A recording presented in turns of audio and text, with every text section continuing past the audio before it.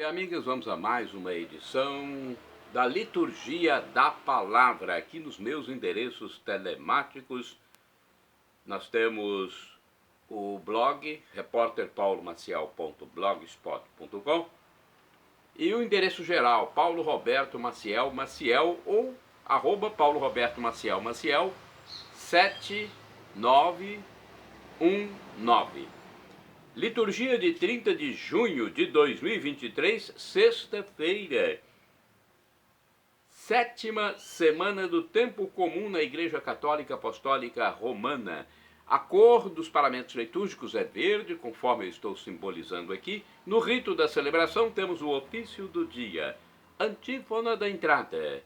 O Senhor é a força de seu povo, fortaleza e salvação de seu ungido. Salvai, Senhor, vosso povo, abençoai vossa herança e governai para sempre os vossos servos. É o Salmo 27, versículo 8º. Oração do dia. Coloque suas intenções.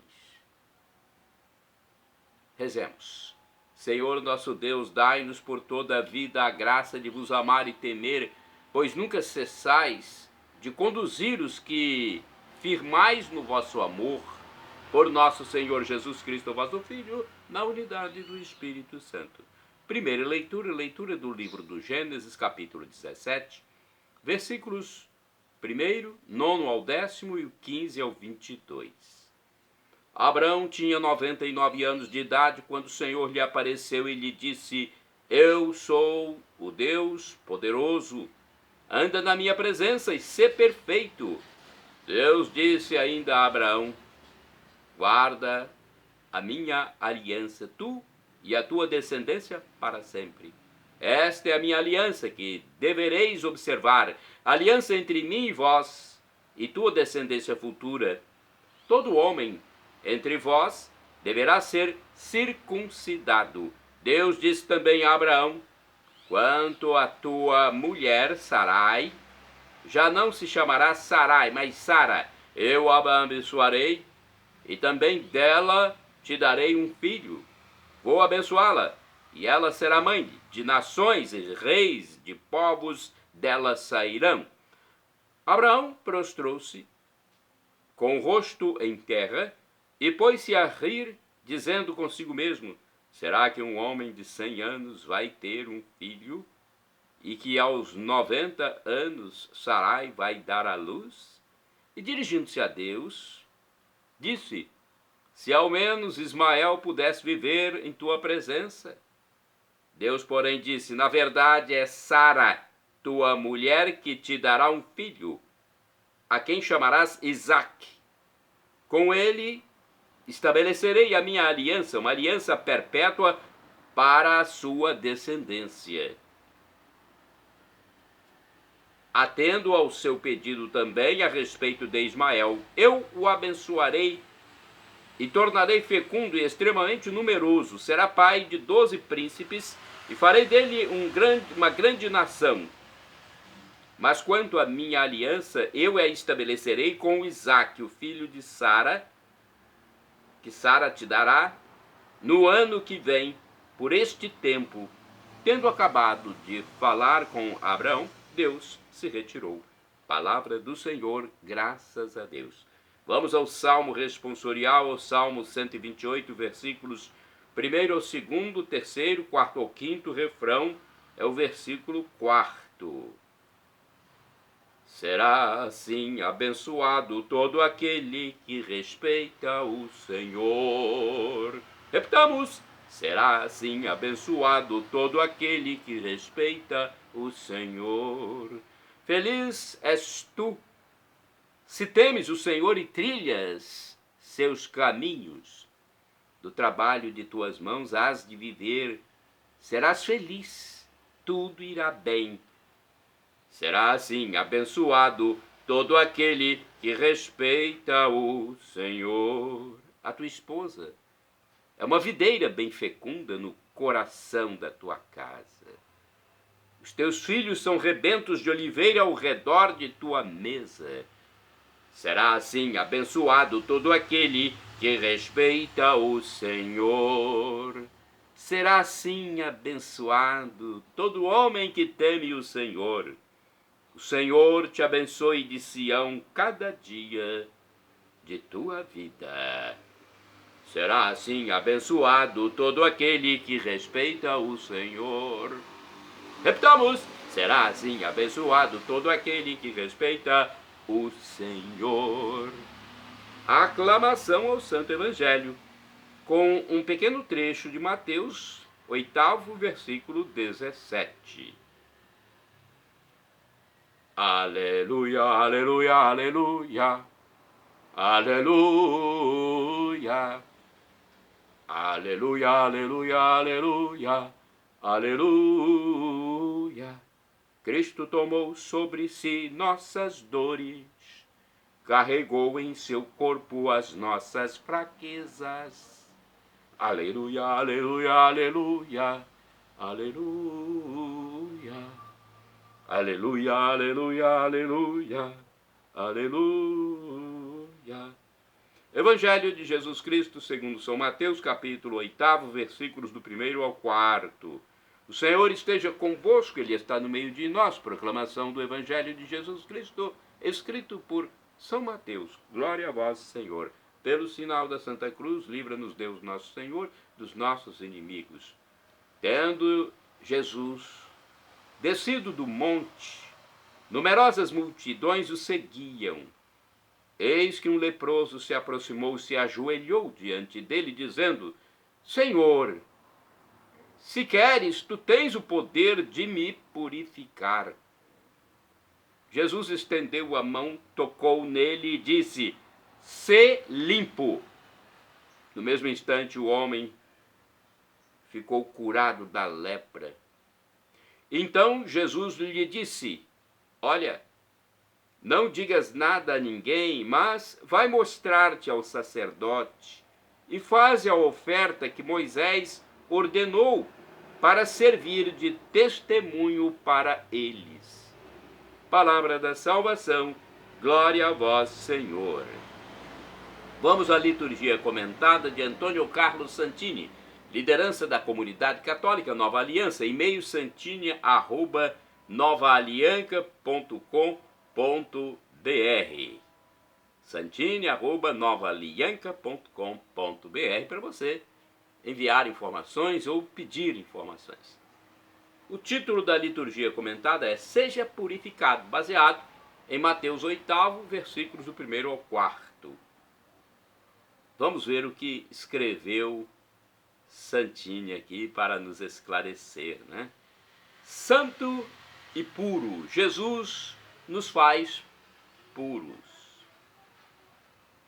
Nossas imundícias não o afastam de nós. Antes, ele se move na direção do pecador, pronto a injetar em nós a sua santidade. São João Crisóstomo, que faleceu em 407, comenta este evangelho. Vejamos o texto. Um leproso se aproxima de Jesus dizendo: Senhor, se queres, tu podes me purificar. Grandes eram a discrição e a fé daquele que assim se aproximava. Ele evitou interromper o discurso de Jesus e não atravessou a multidão que o ouvia, mas esperou o momento oportuno e se avizinhou do Senhor quando ele desceu do monte. Não se dirigiu a ele de maneira banal, mas com grande fervor, caindo de joelhos, como diz outro evangelista, com profunda fé e uma ideia exata a respeito de Cristo. Ele não diz se pedes a Deus, nem se rezares, mas se tu queres, podes purificar-me. Ele também não diz, Senhor, purifica-me, mas se entrega a Ele por inteiro, deixa-o como Senhor de sua cura e presta homenagem à sua onipotência. Jesus não responde, seja purificado, mas eu quero, seja purificado. Por estas palavras, ele queria fortalecer todo o povo, assim como o leproso, na convicção que eles tinham de seu poder. Por isso é que ele diz, eu quero. E não se contentou de dizê-lo sem o fazer, mas seguiu-se o ato de imediato.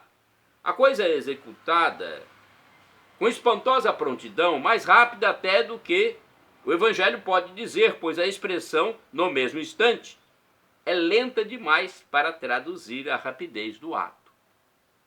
O Senhor não diz apenas, eu quero, seja curado, mas estende a mão e toca o leproso. Isto merece o máximo de nossa atenção.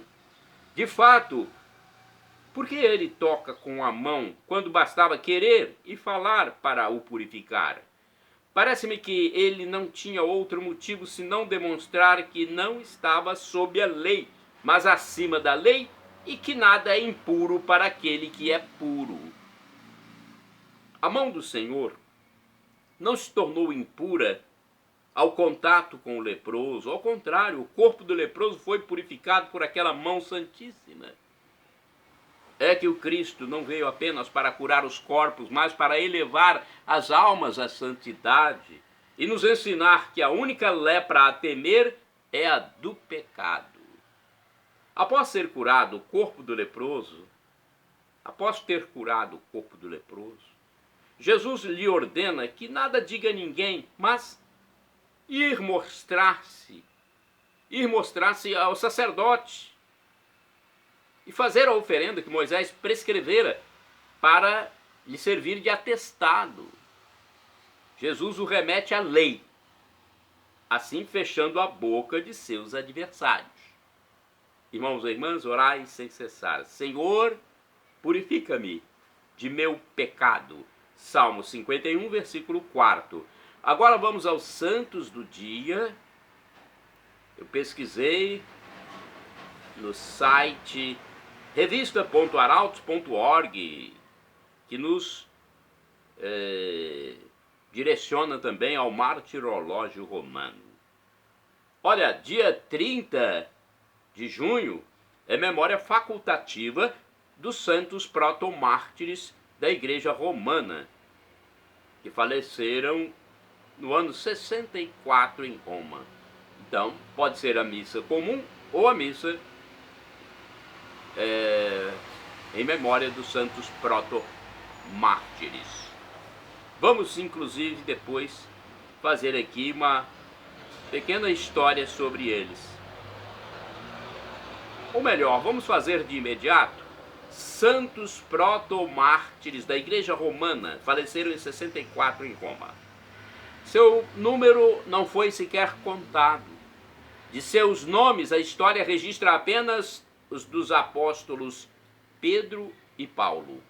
Todos os outros luzem no firmamento da igreja como uma constelação de astros anônimos, celebrados na liturgia de 30 de junho. O primeiro ato do drama de seu martírio teve início na noite de 19 de julho do ano 64, com os repetidos toques de trombetas dos vigias postados em pontos-chave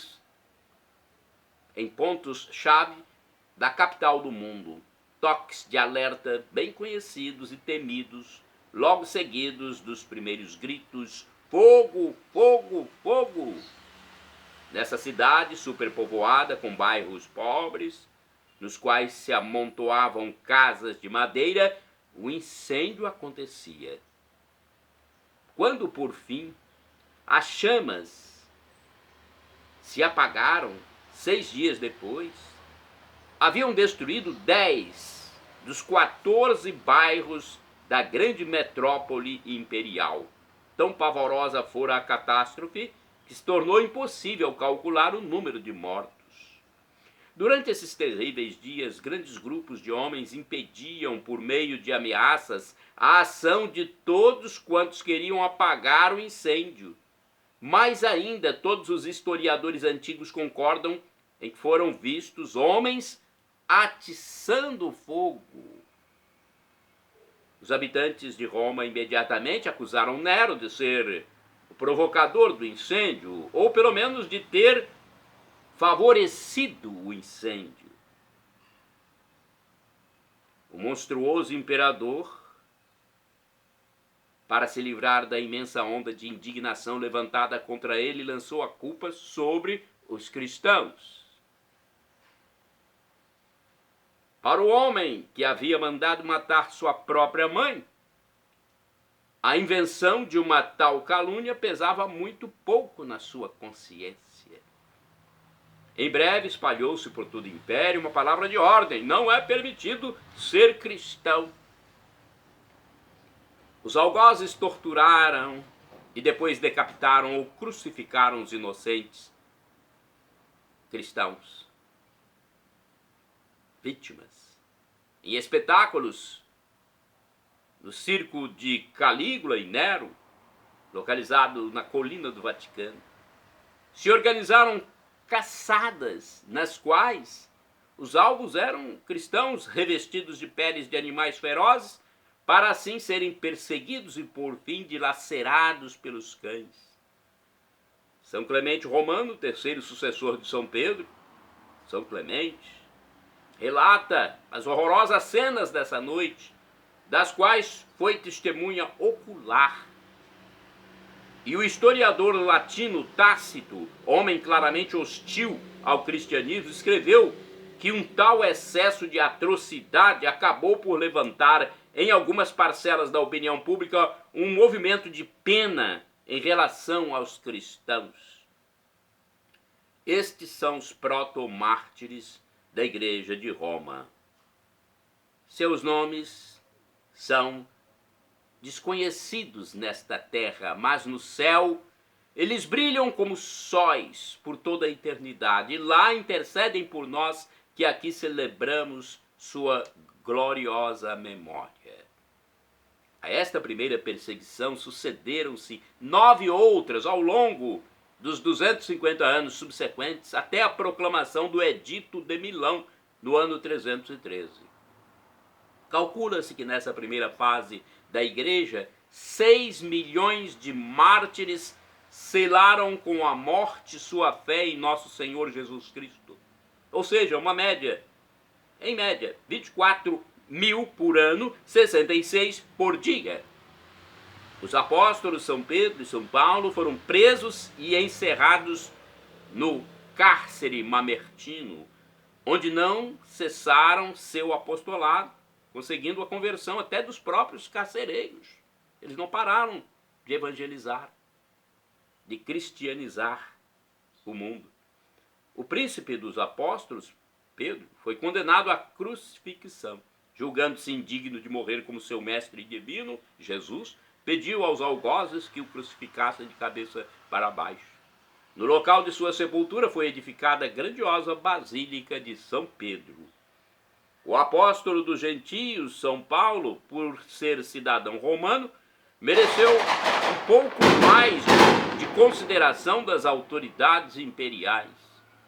Conduzido para fora da cidade, morreu decapitado na via Ostiense.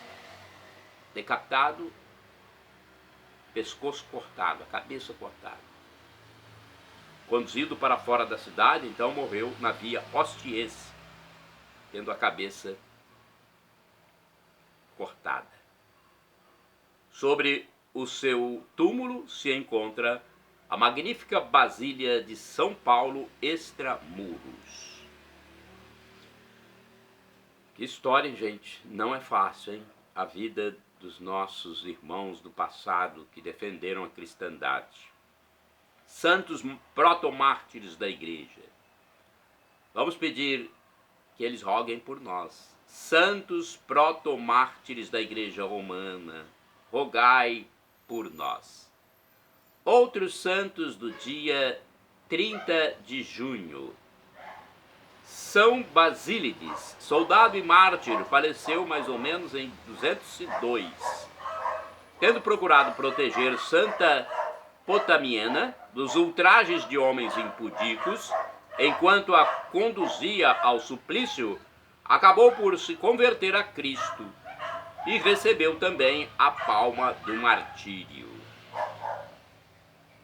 Santa do dia 30 de junho, Santa Erentrudes, abadesa, faleceu em 718. São Ruperto encarregou-lhe o mosteiro de Nürnberg, na Áustria. Como abadesa, introduziu a regularidade monástica, aprimorando a vida de oração, da qual era exemplo. Santo do dia 30 de junho, Teobaldo. São Teobaldo foi presbítero e eremita, faleceu em 1066. Proveniente de nobre família da França, trocou as honras e riquezas por uma vida de mendicância e contemplação. Santo do dia 30 de junho, São Ladislau. Foi rei da Hungria, faleceu em 1095, restabeleceu as leis cristãs promulgadas por Santo Estevão, reformou os costumes, dando ele mesmo o exemplo de uma vida virtuosa.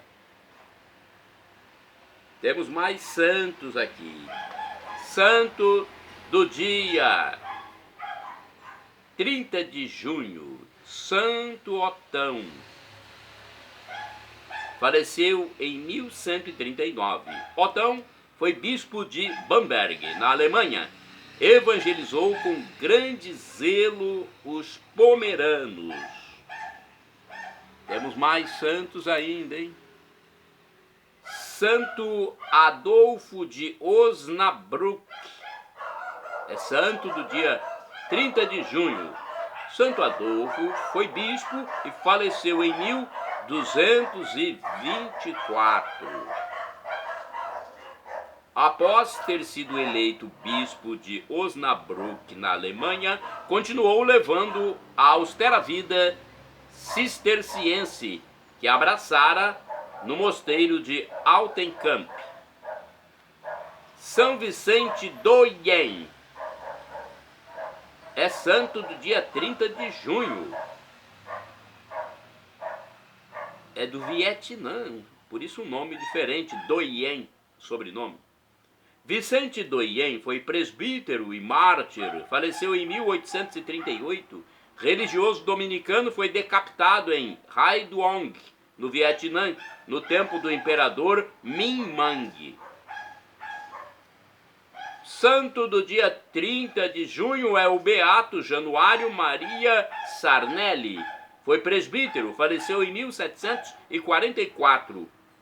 Januário, conhecendo Santo Afonso de Ligório, tornou-se redentorista.